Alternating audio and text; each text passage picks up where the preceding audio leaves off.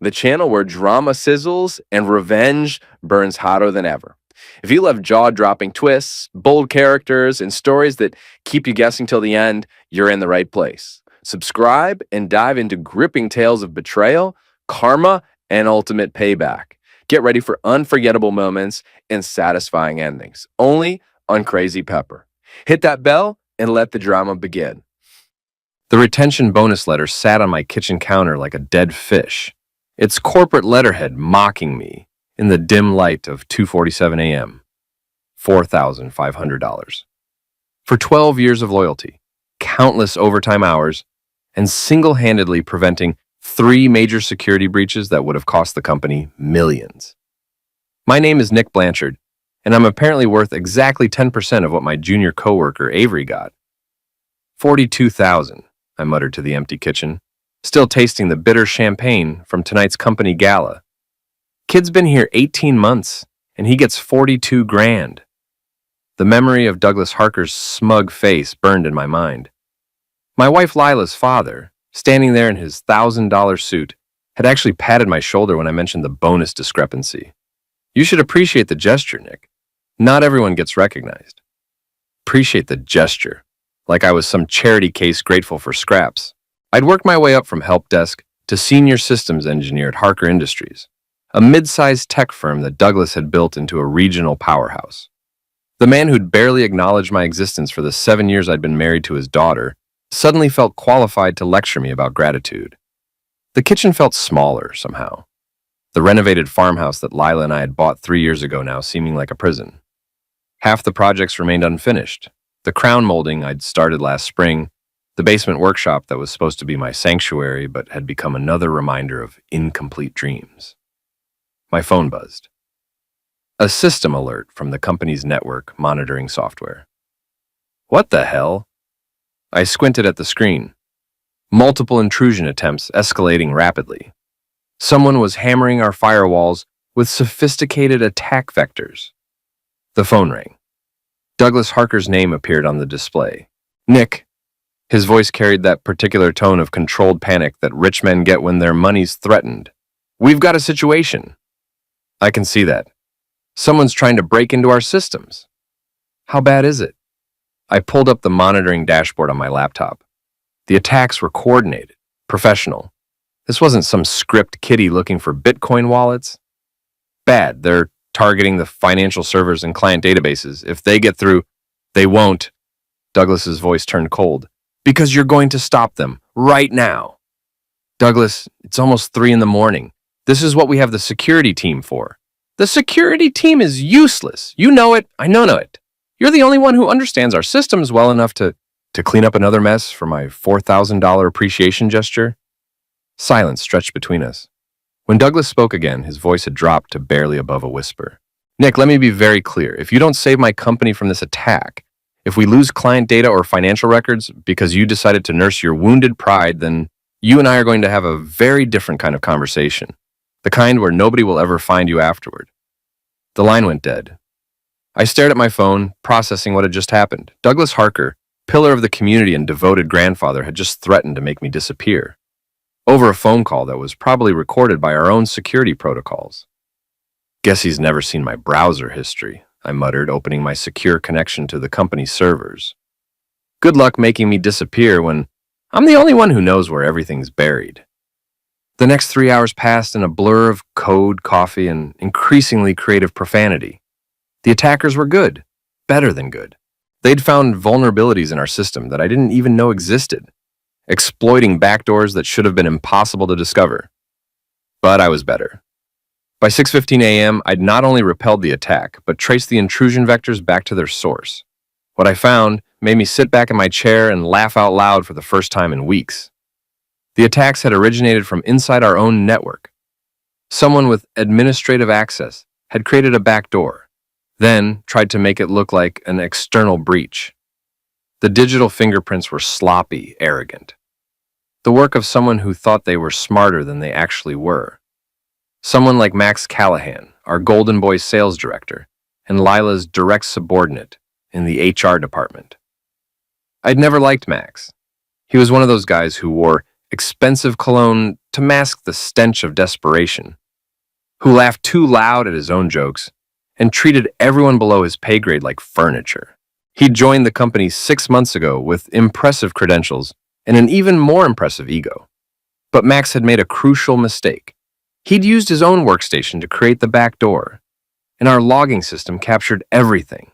Every keystroke, every file access, every late-night session when he thought nobody was watching, including the sessions where he'd accessed Lila's personnel files. Files he had no business reading. My phone buzzed with a text from Lila. "Heard about the attack. You okay?" I typed back, "I'm fine, handled it." "My hero," she replied, followed by a heart emoji. I almost threw the phone across the room. Instead, I opened the security camera interface. Our office building was equipped with high-definition cameras in every common area, recording everything to encrypted servers that only I had access to. It was supposed to be for security purposes, but I'd always thought of it as insurance. Time to see what my insurance policy had captured. The footage from last night's gala was particularly interesting. While I'd been nursing my wounded pride at the bar, Lila and Max had slipped away from the main reception. The cameras caught them entering the executive conference room at 9:07 p.m. They didn't come out for 43 minutes. When they finally emerged, Lila's hair was mussed and Max's tie was crooked. They separated immediately, going in different directions without a word. I rewound the footage, watching it again and again. "Well," I said to the empty kitchen as dawn light crept through the windows, "that explains the retention bonus." My wife of 7 years was sleeping with her subordinate, the same subordinate who just tried to hack our company's servers and frame it as an external attack. The same subordinate who'd somehow managed to get a $42,000 bonus while I got pocket change. And they all thought I was too stupid to figure it out. I saved the security footage to an encrypted drive, then deleted the original files from the company's servers. If anyone asked, I'd say the storage array had been corrupted during the attack. These things happened. The front door opened upstairs. Lila's heels clicked across the hardwood floor. "Nick, you down there?" "Yeah," I called back. "Just finishing up." She appeared at the top of the basement stairs, still wearing her black cocktail dress from the gala. Even rumpled and tired, she was beautiful. The kind of beautiful that had made me forget how far out of my league she was when we'd first met. "How bad was it?" she asked. "The attack? Not too bad. Managed to trace it back to the source." "Really? Who was it?" I looked up at her, studying her face. She was good, I had to give her that. The concerned expression looked genuine, the slight furrow in her brow perfectly calibrated to show interest without seeming overly worried. "Still investigating," I lied, "but I'll figure it out. I'm sure you will." She smiled, the same smile that had convinced me to propose 3 months after we'd started dating. "You always do." After she went upstairs, I sat in my basement workshop and planned my revenge. 3 days passed before I made my next move. 3 days of watching Lila go through her morning routine, kiss me goodbye, and head off to work where she'd spend her day managing the same HR department that had signed off on the bonus recommendations. 3 days of sitting in meetings with Max, watching him flash his perfect smile and talk about quarterly projections while knowing he'd tried to frame me for corporate sabotage. 3 days of Douglas treating me like his personal IT servant, calling at all hours with increasingly trivial technical requests. But I'd learned patience over the years. 12 years of corporate politics had taught me that the best revenge was the kind your target never saw coming. I started with Max's workstation. Every employee at Harker Industries had to use our secure login system, which meant every digital action was logged and monitored. Most people assumed these logs were just for compliance purposes, gathering digital dust on some server they'd never see. They were wrong.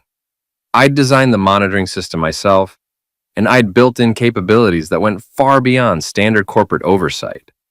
Every email, every file transfer, every website visit. It was all there, waiting for someone who knew where to look. Max's digital footprint was a masterpiece of stupidity and arrogance. The backdoor he'd created was just the beginning. Over the past 6 months, he'd been systematically accessing confidential files, copying client lists, and building what looked like a comprehensive database of company secrets. But here's where it got interesting. He wasn't selling the information or using it for personal gain. He was sending it all to an encrypted email account registered to something called Harker Holdings, LLC.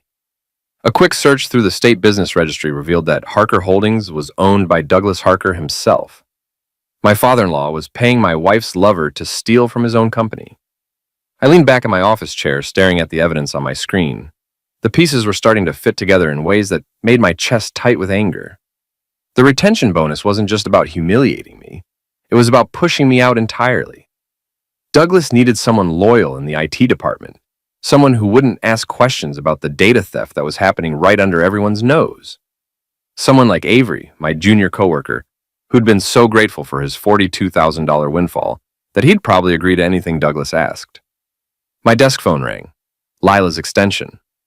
"Hey," she said when I picked up. "Got a minute to talk?" "Sure. What's up? Can you come to my office? There's something we need to discuss." The walk from the IT department to HR took exactly 3 minutes and 47 seconds. I'd timed it once during a particularly boring afternoon. Lila's corner office had glass walls that looked out over the main floor, giving her a perfect view of everyone who worked under her, including Max, who was currently leaning against the reception desk, chatting with our secretary about weekend plans. "Close the door," Lila said when I entered. I did, then took the chair across from her desk. She was wearing her navy blue power suit, the one she'd bought for her promotion interview 2 years ago. Her blonde hair was pulled back in the severe bun she favored for difficult conversations. "We need to talk about your attitude lately," she began. "My attitude? You've been distant, distracted. Some people have noticed." "Some people like who?" "It doesn't matter who. What matters is that you're representing our family poorly. My father went out of his way to show appreciation for your work, and you've been sulking like a child ever since." I studied her face, looking for any crack in the mask. There wasn't one. She genuinely believed she held all the cards in this conversation. $4,500, I said quietly. "What? That's what 12 years of loyalty is worth to your father? $4,500. Nick, you're being ridiculous. The bonus program is based on performance metrics and B's." The word came out sharper than I'd intended. "Avery's been here 18 months. What performance metrics justify giving him almost 10 times what I got?" Lila's expression hardened. "Avery's a rising star. He's shown initiative, creativity, the kind of forward thinking that comes with sleeping with the boss's daughter." The silence that followed was deafening. Through the glass walls, I could see the normal office bustle continuing. People typing, talking on phones, walking between cubicles with coffee cups and file folders. None of them knew that the carefully constructed world of Harker Industries was about to implode. "That's a serious accusation," Lila said finally. "It's not an accusation, it's an observation." "Based on what?" I pulled out my phone and opened the video file I'd prepared. 43 seconds of security footage showing Lila and Max entering the conference room together, then emerging later with their clothes disheveled. Lila watched the video without expression, then handed the phone back to me. "You've been spying on me. I've been doing my job. The same job your father threatened to eliminate me over 3 days ago." "He didn't threaten to eliminate you. Don't be dramatic. Nobody will ever find you afterward." Those were his exact words. He was upset about the security breach. People say things when they're stressed. I leaned forward in my chair. "Lila, I know about the data theft. I know about Harker Holdings. I know about the backdoor that Max created to make it look like an external attack." For the first time since I'd entered at her office, Lila's composure cracked. Just for a second, but it was enough. "I don't know what you're talking about." "Sure you don't." I stood up, straightening my tie. "But here's what's going to happen. You're going to go back to your boyfriend and your father, and you're going to tell them that their little scheme has a problem. Me. Nick, wait. No, you wait. For 7 years, I've been the dutiful son-in-law. I've smiled at your father's condescending comments. I've pretended not to notice when you work late with your subordinates. And I've kept my mouth shut about the questionable business practices that keep this company profitable." I walked to the door, then turned back. "But that ends now. You want to push me out? Fine, but it's going to cost you more than a $4,000 insult." I left her office and walked back to my desk, ignoring the stares from my coworkers. My hands were shaking slightly, adrenaline from finally saying what I'd been thinking for months. My computer chimed with a new email from Avery. Hey, Nick, got a question about the server configurations. Can we grab lunch and talk? I smiled for the first time in days. Poor kid had no idea he was about to become a pawn in a much larger game. But that was fine. I was done being the underdog. Time to see how they liked playing defense. The Anchor was the kind of bar that corporate executives pretended didn't exist. A working-class dive 2 miles from the gleaming Harker Industries campus, where the beer was cheap and the conversations were honest. I'd been coming here since my early days at the company, back when I was just another code monkey trying to prove himself. Avery looked nervous when he walked in, scanning the dimly lit interior like he expected to find gang members lurking in every booth. At 26, he still had that fresh-faced optimism that made older employees either want to mentor him or crush his spirit entirely. I'd chosen mentoring, for now. This place is, he started, sliding into the booth across from me. Authentic, I finished. Order the burger. Trust me. We made small talk until our food arrived.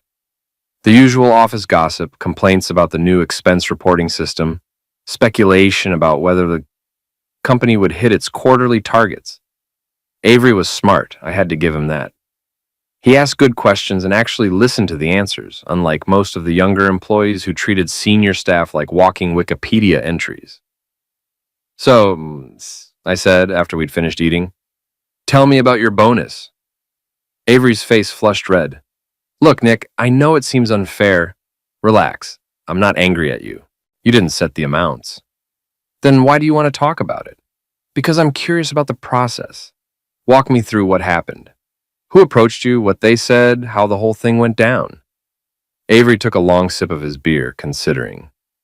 It was weird, actually. About 3 weeks ago, Lila called me into her office. Said the executive team had been impressed with my work on the client database project. The one where you automated the backup procedures? Yeah. Anyway, she said they wanted to offer me a retention bonus to make sure I didn't get poached by a competitor.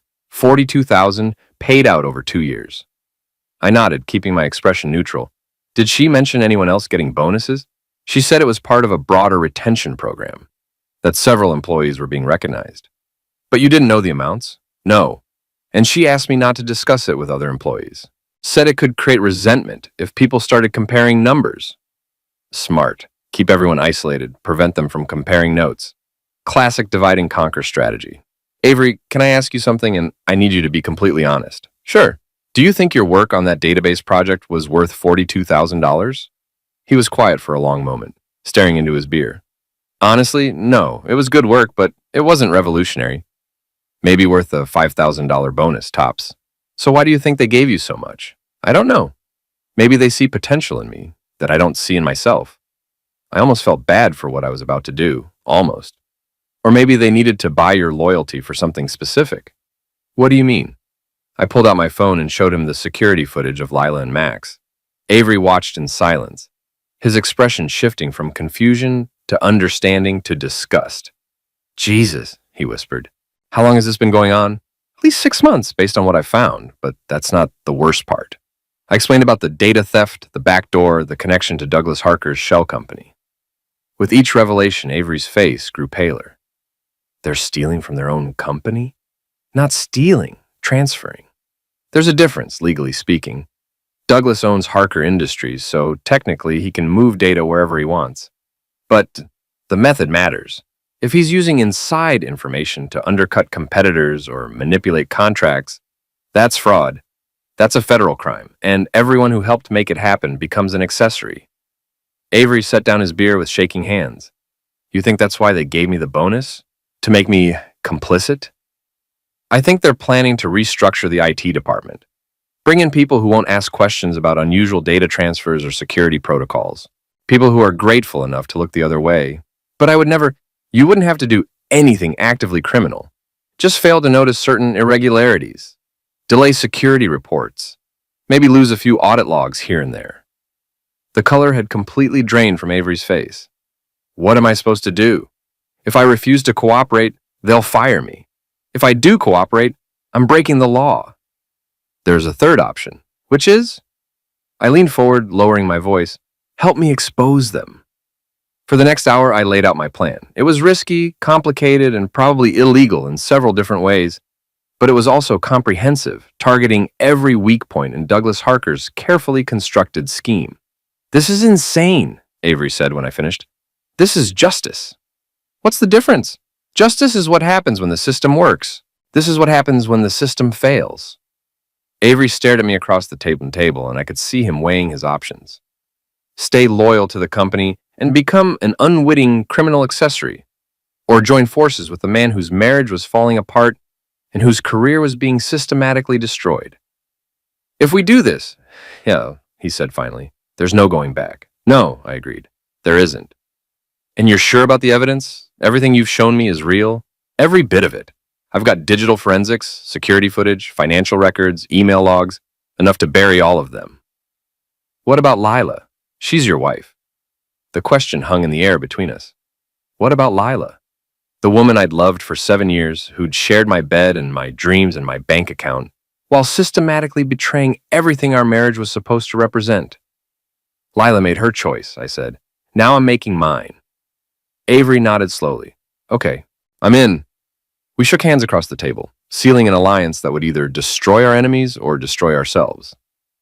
At that point, I wasn't entirely sure which outcome I preferred, but I was about to find out.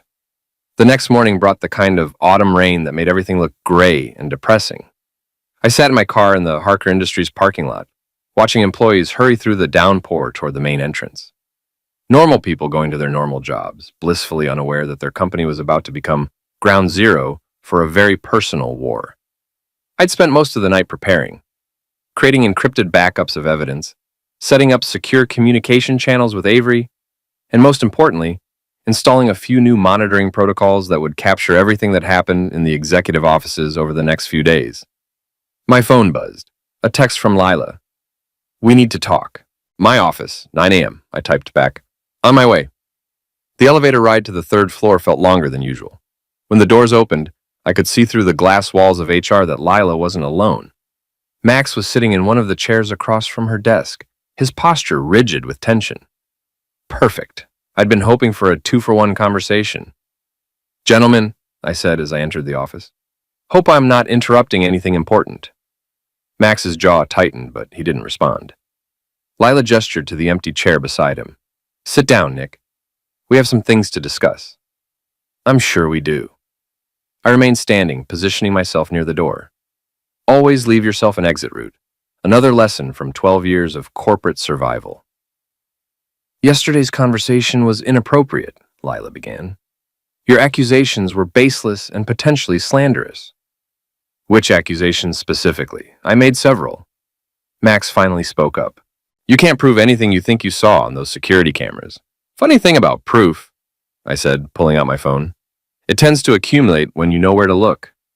I played the audio file I'd prepared, a compilation of Max's late-night phone calls from his office, captured by the same monitoring system that had recorded his data theft. His voice was clearly audible, discussing file transfers, client information, and payment schedules with someone he addressed as Mr. Harker. The color drained from Max's face as his own words filled the room. "That's illegal surveillance," he stammered. "Actually, it's standard corporate monitoring. Every employee signs a waiver acknowledging that company communications may be recorded for security purposes. You signed yours on your first day." Lila's expression had shifted from confident to calculating. "What do you want, Nick?" "What do I want?" I laughed, but there was no humor in it. "I want my wife to stop screwing her subordinate. I want my father-in-law to stop treating me like hired help. And I want the $42,000 that should have been my bonus." "That's not how this works," Max said, trying to regain his composure. "You can't just demand." "I'm not demanding anything." I looked directly at him. "I'm offering you a choice. Resign immediately, return the stolen data, and disappear quietly. Or I take everything I've found to the FBI's Corporate Crimes Division." "You're bluffing." "Am I?" I opened another file on my phone. "This is your complete digital footprint for the past 6 months. Every file you've accessed, every email you've sent, every backdoor you've created. I've also got financial records showing payments from Harker Holdings to your personal account. Max's face went from pale to green. Those payments were consulting fees. For what consulting? You're a sales director, not an IT specialist. What services could you possibly provide to a shell company owned by your boss's father? Silence filled the office. Through the glass walls, I could see other employees going about their morning routines, completely oblivious to the drama unfolding 20 feet away. Here's what's going to happen, I continued. Max is going to clean out his desk and leave today. He's going to return all company property, including any files he's copied or transferred. And he's going to sign a resignation letter admitting to security violations. And if he doesn't, Lila asked, then I make some phone calls, starting with the FBI, then the State Attorney General's office, then maybe a few journalists who specialize in corporate corruption stories. Max stood up abruptly, his chair scraping against the floor. You son of a witch! You think you can just... Sit down, I said quietly, before you say something that makes this worse for everyone. Worse? How could this possibly be worse? I smiled, and from the look on his face, it wasn't a pleasant expression. I could tell your wife about the affair. I could send copies of those security videos to everyone in your contact list. I could make sure that every potential employer in the industry knows exactly why you left Harker Industries. Max sat back down. That's better. I turned to Lila. As for you, we'll discuss the terms of our separation tonight.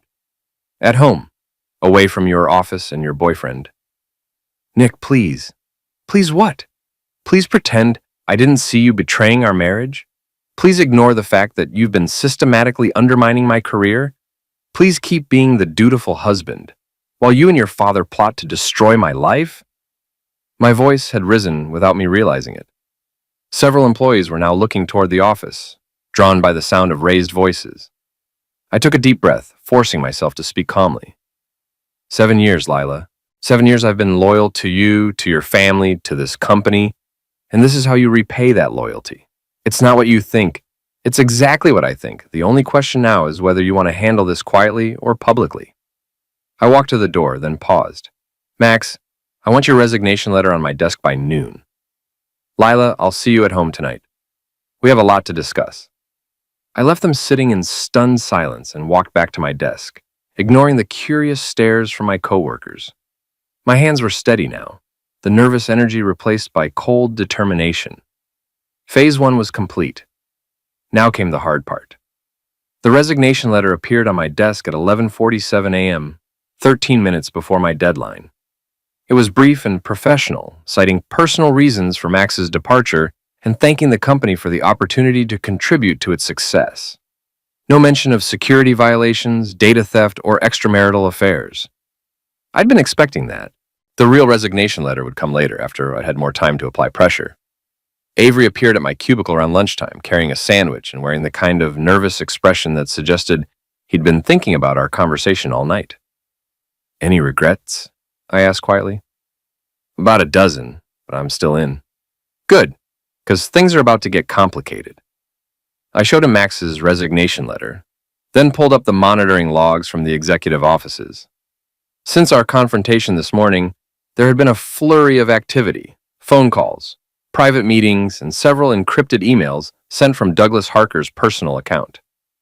They're in damage control mode, I explained, trying to figure out how much I know and what I'm planning to do with it. What are you planning to do with it? That depends on how cooperative they decide to be. My desk phone rang. Douglas Harker's extension. My office, now. The line went dead. I looked at Avery. Showtime. Douglas Harker's office occupied the entire northeast corner of the top floor, with floor-to-ceiling windows that offered a commanding view of the city. The decor was aggressively masculine. Dark wood, leather furniture, and hunting trophies that suggested Douglas had never met an endangered species he couldn't eliminate. The man himself was standing behind his desk when I entered, his silver hair perfectly styled, and his expression radiating the kind of controlled fury that rich men specialized in. Close the door, he said without looking up from the papers he was reviewing. I did, then took the chair across from his desk without being invited. A small act of defiance, but sometimes small acts were all you had. Lila tells me you've been making accusations, Douglas said, finally looking up. Serious accusations. I've been stating facts. There's a difference. Facts. He leaned back in his chair, studying me like I was a particularly interesting insect. You think you understand what's happening here? I understand that your daughter's having an affair with her subordinate. I understand that the same subordinate has been stealing company data and transferring it to your shell company. And I understand that you've been using retention bonuses to buy loyalty from employees who might otherwise ask uncomfortable questions. Douglas was quiet for a long moment, his fingers steepled in front of his face. When he finally spoke, his voice was calm and measured. Nick, you've been part of this family for 7 years. In that time, I've watched you grow from a junior programmer into a senior engineer. You're intelligent, dedicated, and generally reliable, which is why I'm disappointed that you're choosing to interpret recent events in such a destructive manner. Destructive to whom? To everyone involved, including yourself. Is that a threat? It's a reality check. Douglas stood up and walked to the windows, his back to me. Do you know what I was doing at your age? I was building this company from nothing, working 18-hour days, risking everything I had on ideas that everyone else said were impossible. Fascinating. What does that have to do with your daughter's affair? He turned around, and for the first time since I'd known him, Douglas Harker looked genuinely angry. It has to do with perspective, you ungrateful little crap. While you've been sitting in your comfortable cubicle, drawing your comfortable salary, and enjoying the comfortable life that my success has provided, I've been fighting every day to keep this company competitive. By stealing from your own clients? By gathering intelligence that allows us to anticipate market trends and adjust our strategies accordingly. It's called business, Nick.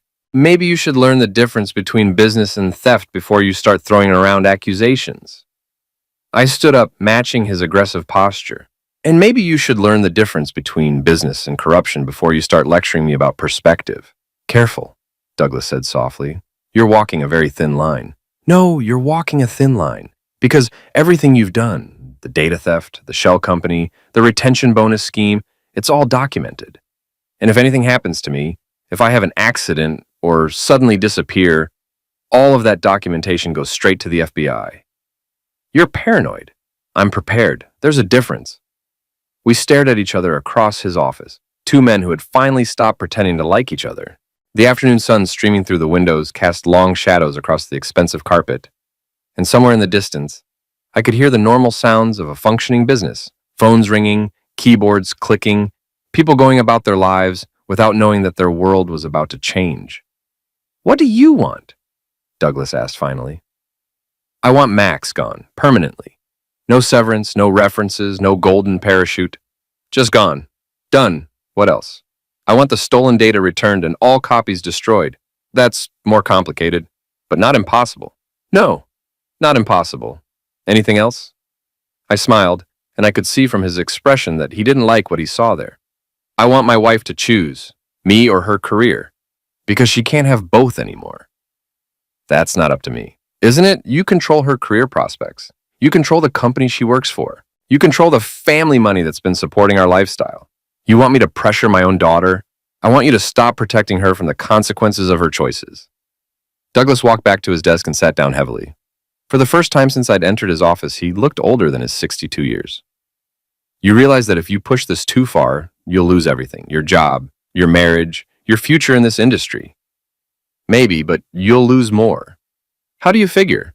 Because I've got nothing left to lose, and that makes me very dangerous. I walked to the door, then paused with my hand on the handle. Oh, and Douglas, the next time you threaten to make me disappear, make sure you're not using a company phone. Our security system records everything. I left him sitting in his office, staring out at the city he'd spent his life conquering. Phase 2 was complete. Now came the part where things got really interesting. I should have expected the retaliation to come quickly, but I underestimated how vindictive desperate people could be. The first sign of trouble appeared on my windshield the next morning. A parking ticket for an expired meter, even though I'd parked in my own driveway. The second sign was the email from HR informing me that my access to certain company systems had been temporarily suspended pending a routine security audit. The third sign was Lila's absence from our house when I got home that evening. Her clothes were still in the closet, her toiletries still in the bathroom, but she was nowhere to be found. A note on the kitchen counter explained that She was staying with friends for a few days to think about our situation. I crumpled up the note and threw it in the trash. Then I went down to my basement workshop and got to work. If they wanted to play hardball, I was ready to show them what hardball actually looked like. The beauty of being the senior systems engineer was that I'd built most of the company's security infrastructure myself. Every firewall, every monitoring protocol, every backup system. I knew exactly how it all worked because I'd designed it. And more importantly, I knew its weaknesses. Over the next 3 hours, I systematically documented every security vulnerability in the Harker Industries network.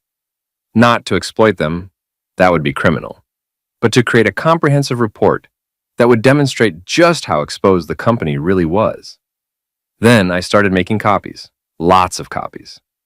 By midnight, I had encrypted drives hidden in 6 different locations, each containing complete evidence of Douglas Harker's data theft operation, Lila's affair, and Max's role in both. I also had detailed documentation of every questionable business practice I'd observed over the past 7 years. The inflated client billing, the backdated contracts, the mysterious consulting fees paid to shell companies. My phone rang. Unknown number. Hello? You need to stop. The voice was electronically distorted, but I could tell it was male. Stop what? You know what. Back off or there will be consequences. For who? For everyone you care about. I laughed. That's a pretty short list these days. You might want to be more specific. The line went dead. Anonymous threats meant they were getting desperate. Good.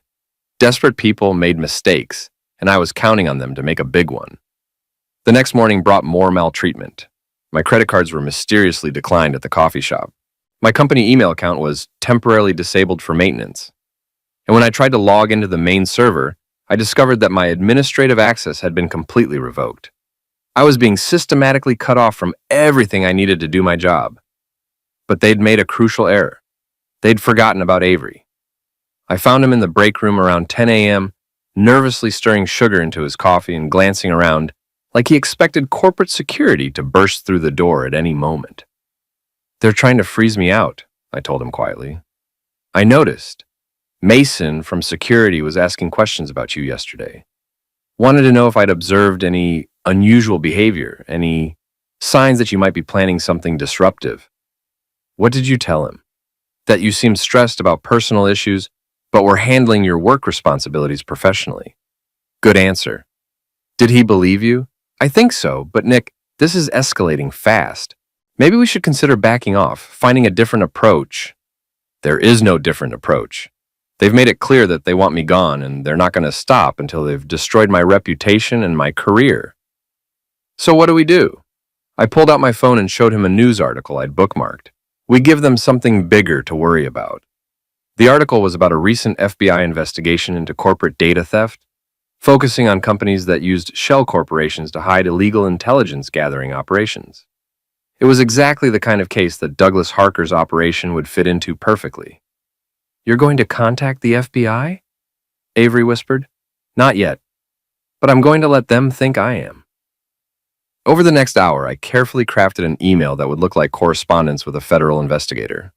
Fake, of course, but convincing enough to fool someone who was already paranoid about law enforcement attention. Then I sent it to myself from a spoofed email address and made sure to leave it open on my computer screen when I went to lunch. The reaction was immediate. Within 30 minutes of returning to my desk, I was called into a meeting with Mason, the head of security, and Janet from HR. Nick, Mason began, we've received reports that you may be in contact with outside parties regarding confidential company information. What kind of outside parties? Law enforcement agencies. I leaned back in my chair, trying to look surprised. Someone thinks I'm talking to the police? Are you? Janet asked. About what? That's what we're trying to determine. Well, I can tell you that I haven't discussed any confidential company information with law enforcement. Is there a specific concern I should know about? Mason and Janet exchanged glances. They were fishing, hoping I'd reveal something incriminating, but they didn't have any real evidence. We're just following up on routine security protocols, Mason said finally. But I want to remind you that any disclosure of proprietary information to unauthorized parties would be grounds for immediate termination and possible legal action. Of course, I understand completely. After they left, I sat at my desk and smiled. The fake email had accomplished exactly what I'd hoped. It had confirmed that someone was monitoring my computer activity, and it had sent Douglas Harker's people into a panic. Now came the fun part. I opened a new document and began typing what looked like a detailed report about corporate security vulnerabilities. But instead of actual technical information, I filled it with completely fabricated details about fictional security breaches, imaginary client data theft, and non-existent federal investigations. Then I saved it to a shared network folder that I knew was being monitored. Within an hour, my phone was ringing. Douglas Harker's extension. My office, now, and bring your lawyer. I smiled as I hung up the phone.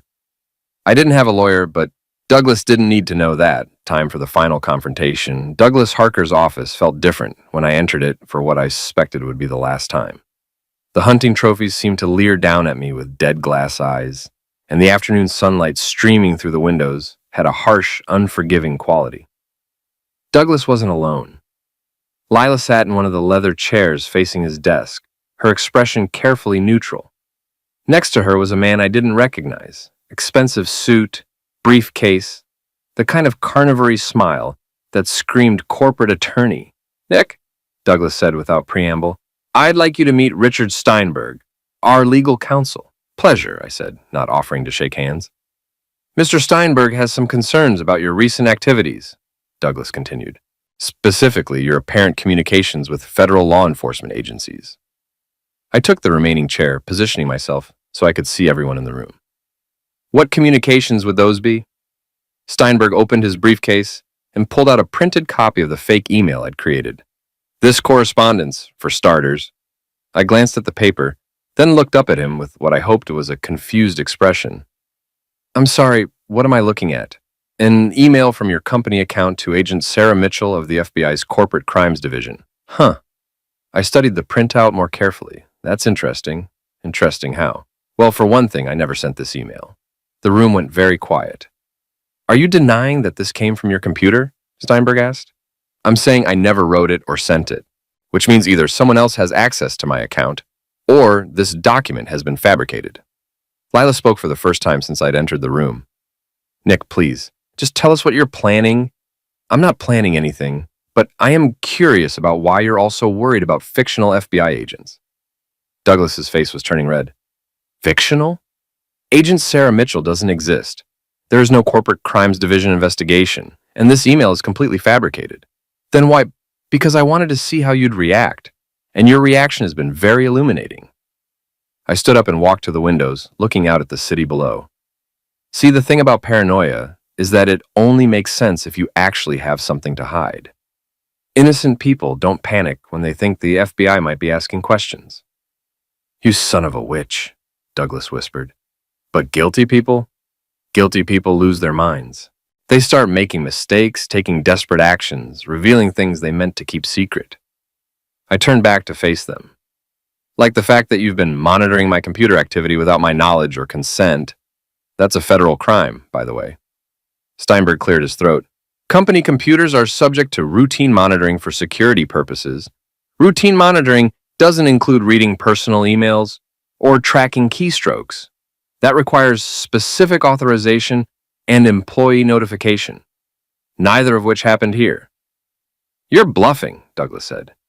"Am I? Would you like me to call the real FBI and ask them about the laws regarding workplace surveillance?" The silence that followed was deafening. Through the windows, I could see normal life continuing in the city below. People driving home from work, walking their dogs, living their lives without the weight of betrayal and corruption pressing down on them. "What do you want?" Lila asked finally. "I want the truth, all of it, starting with how long you've been planning to force me out of the company." She looked at her father, who gave an almost imperceptible nod. 6 months, she said quietly. Dad needed someone more flexible in the IT department. Someone who wouldn't ask questions about data transfers or security protocols. Someone like Avery. Yes. And the affair with Max? That was separate, personal. I laughed, but there was no humor in it. Personal. Right. Had nothing to do with the fact that he was helping steal company data. The data transfers were legitimate business intelligence. The data transfers were corporate espionage, and you used your position in HR to cover them up, manipulate bonus payments, and silence anyone who might expose what was happening. Douglas stood up abruptly. Enough. This conversation is over. Oh, I said quietly. This conversation is just getting started. I pulled out my phone and opened the audio recording app. It had been running since I entered the office. Everything you've said in the last 10 minutes has been recorded. Lila's admission about the 6-month plan to force me out. Your acknowledgement of the data transfers.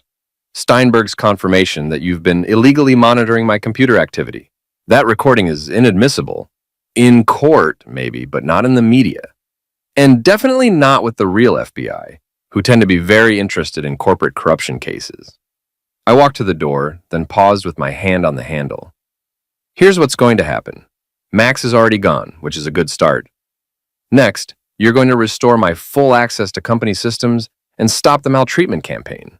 Then you're going to give me the retention bonus I should have received, $42,000, same as Avery. And if we don't, Douglas asked, then I make some phone calls, starting with the FBI, then the state attorney general, then maybe a few journalists who specialize in corporate corruption stories. And I send copies of everything I've recorded to every major news outlet in the region. You're destroying your own marriage, Lila said. No, I replied. You did that 6 months ago. I'm just deciding whether to bury it quietly or let it rot in public. I opened the door, then looked back one final time. You have 24 hours to decide. Choose wisely. The next 24 hours passed with agonizing slowness. I spent most of the time in my basement workshop, organizing evidence and preparing for every possible outcome. If Douglas chose to fight, I was ready for war. If he chose to negotiate, I was ready for that too. But I wasn't prepared for what actually happened. At 3:17 p.m. the following day, my phone rang. Lila's number. Hello? Nick. Her voice was shaky, exhausted. Can you come home? We need to talk. I'm listening. Not over the phone. Please, just come home. The drive from the office to our house took 12 minutes in afternoon traffic. 12 minutes to wonder what new manipulation or desperate gambit was waiting for me. 12 minutes to prepare for another confrontation in what had become an endless series of battles. But when I walked into our living room, I found something I hadn't expected. Lila was sitting on the couch, still wearing her business suit, but looking smaller somehow, diminished. Her makeup was smeared, her perfect hair disheveled, and there was a stack of papers on the coffee table in front of her. What's this? I asked, nodding toward the documents. Divorce papers and a resignation letter. I sat down across from her, studying her face. Whose resignation letter? Mine. I'm leaving the company, effective immediately. Why? Because you were right about everything. She looked up at me and I could see tears in her eyes. Dad called an emergency board meeting this morning, told them about the security breach, the data theft, all of it. He blamed it all on Max, said it was a rogue operation that he'd discovered and shut down. And they believed him? They wanted to believe him. But then Avery came forward. My blood went cold. What did Avery do? He told them about our conversation yesterday, about the retention bonus scheme, the plan to force you out, everything we'd discussed in Dad's office. How did he know about that? Lila reached into her purse and pulled out a small recording device. He gave me this, said you'd asked him to record any conversations about company security or personnel decisions. I stared at the device, my mind racing. I hadn't asked Avery to do any such thing, which meant he'd been recording on his own initiative, gathering evidence to protect himself if things went bad. Smart kid. The board voted to suspend Dad pending a full investigation, Lila continued.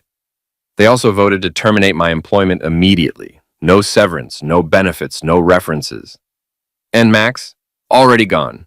They're considering pressing criminal charges for the data theft. I leaned back in my chair, processing this information. It was more than I'd hoped for. A complete victory that left all my enemies destroyed or discredited. So why didn't I feel satisfied?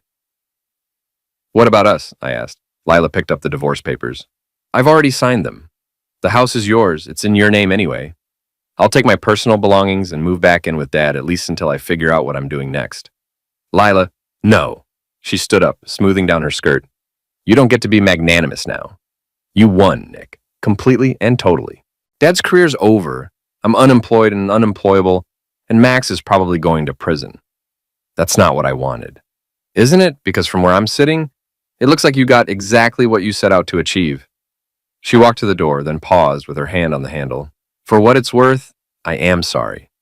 About the affair, about the way we treated you, about all of it. You deserve better. Yes, I said quietly. I did.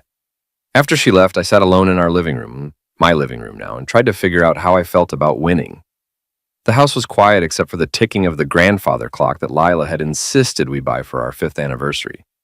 The afternoon sun slanted through the windows, illuminating dust motes that danced in the air like tiny ghosts.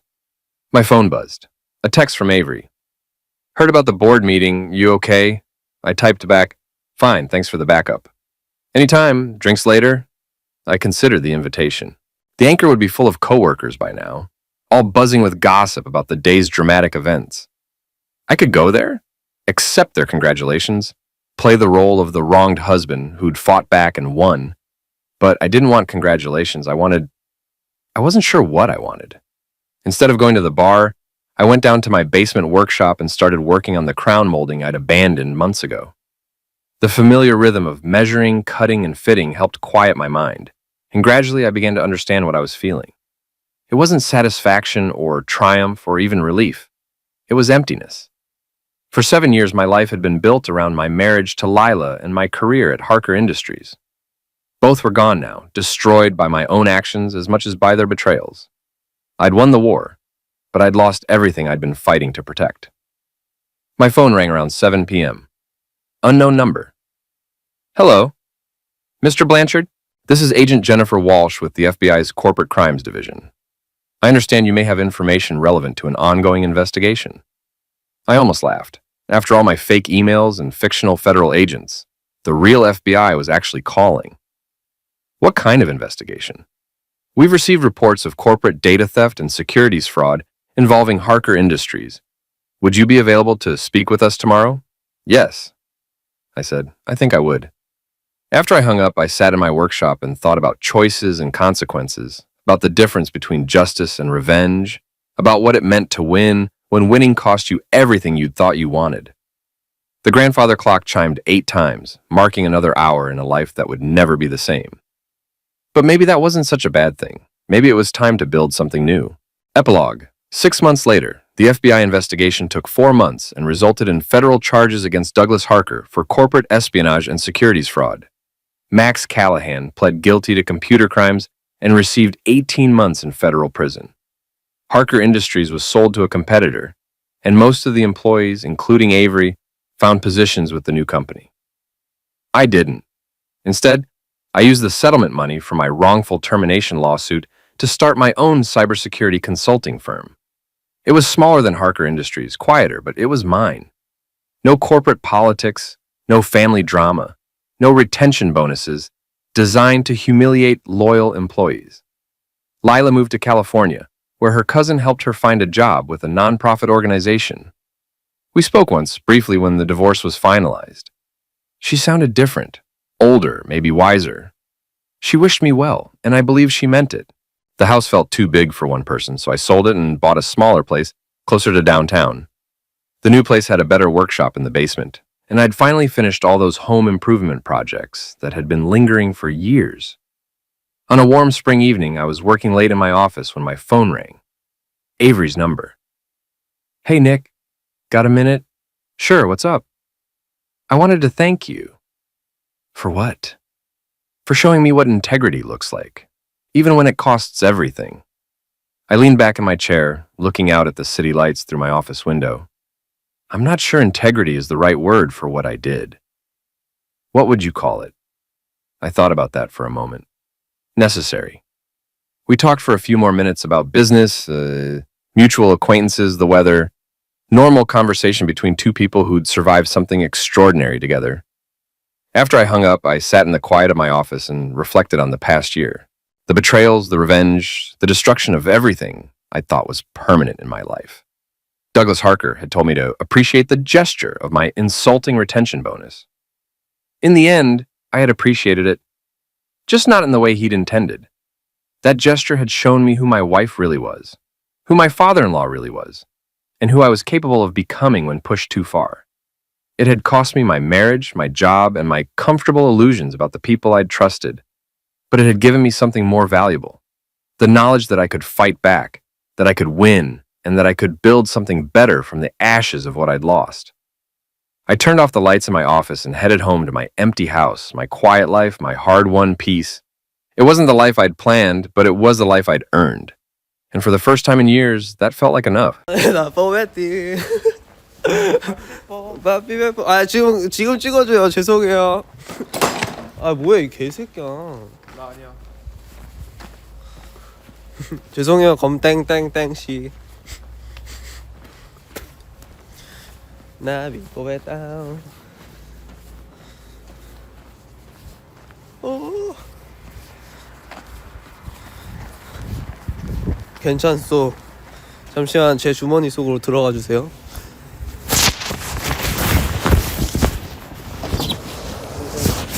일회용 보조됐어요. 아 여기.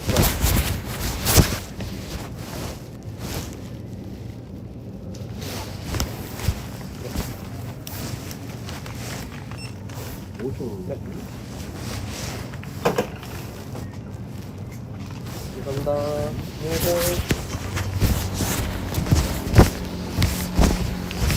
자, 이거 보자. 이거지. 티핀.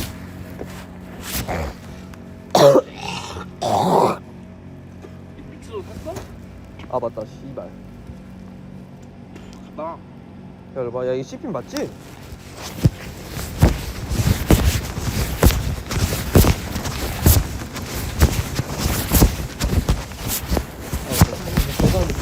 가 하나만 있어.